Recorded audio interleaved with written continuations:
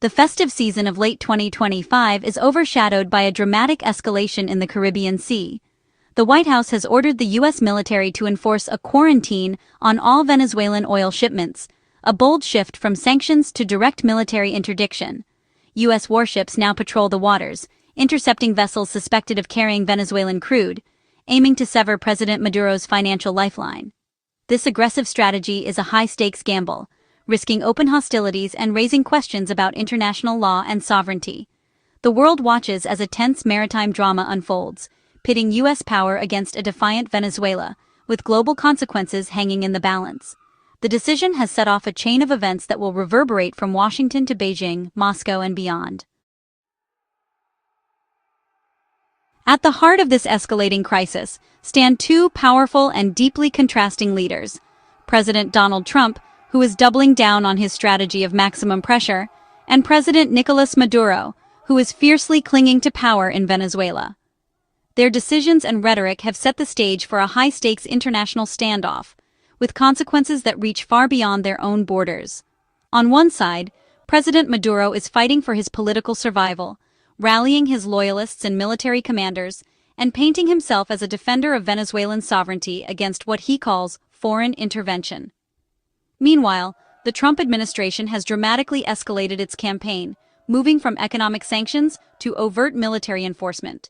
Their goal is clear: to force Maduro from office before the end of Trump's term, using every tool at their disposal, including the threat of force. Maduro, in response, frames the U.S. actions as a new form of imperialism, urging his military and supporters to stand united against what he describes as an existential threat to their nation's independence. The U.S. Navy and Coast Guard, now deployed in force, have mobilized over 15,000 troops and some of the world's most advanced warships. Their mission: to intercept oil tankers and cut off Venezuela's economic lifeline, a risky operation that could spark direct confrontation at any moment. Watching closely from afar, China and Russia, Venezuela's most influential allies, have condemned the U.S. actions in the strongest terms. They argue that these moves violate international law, threaten global stability, and undermine their own strategic interests in the region. The world's major powers are now locked in a tense diplomatic struggle, each maneuvering to protect their interests. The choices made by these global players in the coming days will determine whether this crisis remains contained or spirals into a much broader and more dangerous confrontation. As the world's eyes remain fixed on the Caribbean, every move, every decision, and every miscalculation could tip the balance, shaping not just the future of Venezuela, but the stability of the entire region. The term quarantine is a calculated echo of the Cuban Missile Crisis, chosen to avoid the word blockade, an act of war. U.S. forces now patrol Venezuelan shipping lanes, authorized to board and seize vessels carrying sanctioned oil. This marks a dramatic escalation, from financial penalties to direct, physical intervention at sea. Previous sanctions were evaded through ship-to-ship transfers and false flags. Now, the risk is immediate seizure. The U.S. claims legal grounds based on sanctions and the stateless status of some vessels, but critics call it an overreach of American power. The quarantine is designed to choke off Venezuela's last source of income, making oil exports nearly impossible. The stakes are high. One miscalculation could trigger a wider conflict. The world is watching to see if this strategy will break Maduro or backfire on Washington. The Trump administration believes extreme economic pressure is the last tool short of invasion. Sanctions and isolation failed to topple Maduro. The quarantine is meant to force a breaking point by cutting off cash flow. It's seen as a lower-risk alternative to war, leveraging U.S. naval power without ground troops. The goal: trigger an economic crisis by late January 2026, fracturing Maduro's support among military and elites. Domestically, the move projects strength and fulfills Trump's promise to confront socialist regimes. Linking the operation to anti-drug efforts, the administration frames it as both foreign policy and a counter-narcotics mission. The White House is betting everything on this final squeeze. The quarantine is not just talk. U.S. forces have already seized 2 oil tankers, sending a clear warning to shippers. These actions cost Maduro millions and disrupt his ability to export oil. The ongoing pursuit of the stateless tanker Bella 1, already under U.S. sanctions, highlights the aggressive enforcement. A carrier strike group, advanced fighter jets, and 15,000 personnel, underscore the seriousness of the mission. The risk for shippers is now immediate loss, not just future sanctions. The message transporting Venezuelan oil is now a perilous gamble few will dare take. President Trump is the architect and public face of this strategy, demanding Maduro's resignation and projecting American strength. His blunt statements and direct appeals are designed to create a sense of siege within the Maduro regime. The administration links the quarantine to anti-drug efforts, portraying Venezuela as a criminal state. Covert actions and controversial strikes reinforce the narrative of a comprehensive campaign. The goal? Delegitimize Maduro, disrupt his security, and apply overwhelming pressure from all sides. This is not just economic warfare, it's psychological and political, aiming to break the regime's will. Trump is betting that this full-spectrum assault will finally end Maduro's rule. The world waits to see if this gamble pays off. Venezuela has condemned the U.S. quarantine as illegal aggression and modern piracy. Maduro's government frames the crisis as a David versus Goliath struggle, rallying domestic and international support. At the UN, Venezuela's ambassador denounces the U.S. as the real threat to peace and sovereignty. The government blames U.S. sanctions for Venezuela's economic collapse, using the visible presence of U.S. warships to unite its base.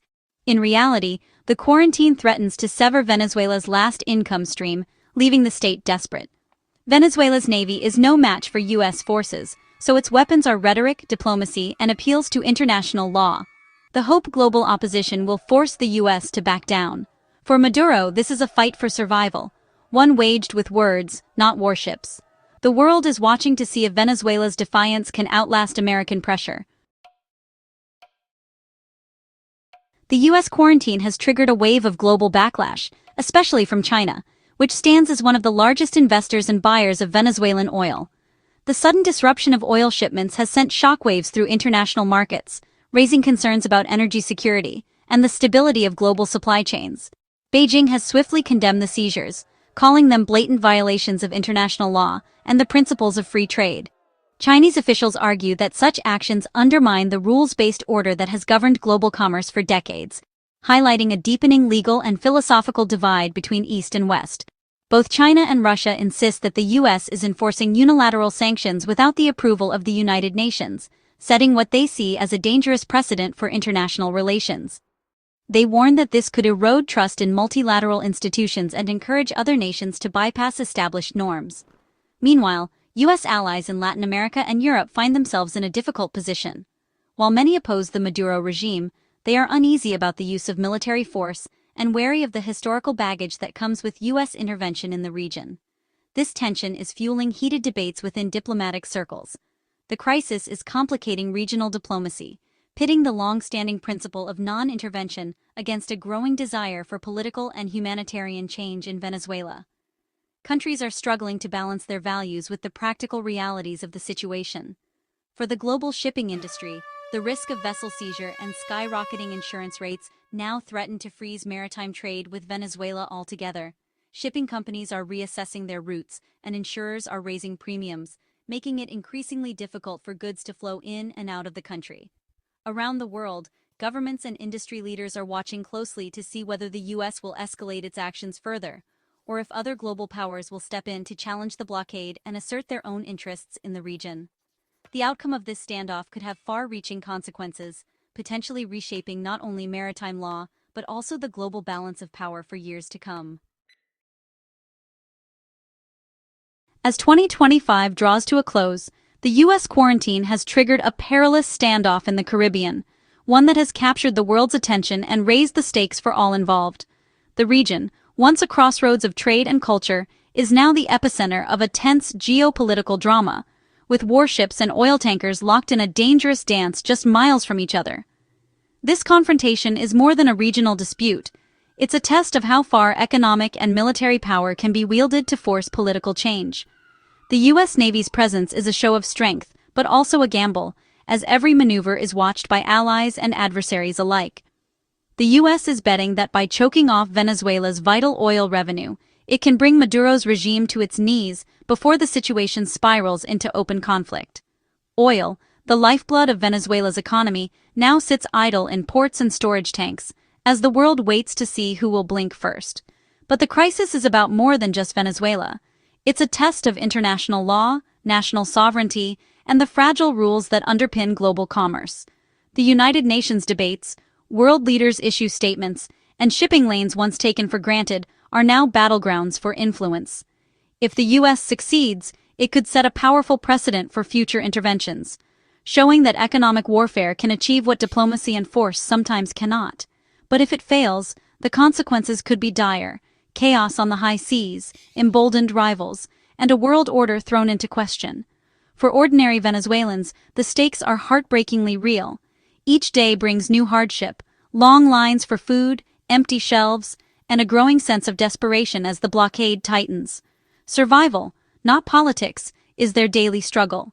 For U.S. service members, the mission is fraught with tension and risk. Every radar blip, every unidentified vessel, could be the spark that ignites a wider conflict. They stand watch, knowing the world is watching them in turn. For the world, this standoff is a stark reminder of how quickly rivalries can threaten global stability and energy markets. Oil prices fluctuate wildly, and nations dependent on Venezuelan crude scramble for alternatives, fearing shortages and economic shockwaves. The central question remains: will this campaign of economic pressure force a peaceful transition of power, or will it push the region into a new era of conflict and uncertainty? Diplomats and protesters alike demand answers, but the outcome is far from clear. The answer to this standoff will not only shape the year ahead, but could redefine the balance of power for years to come, reshaping alliances, rewriting rules, and altering the course of history itself.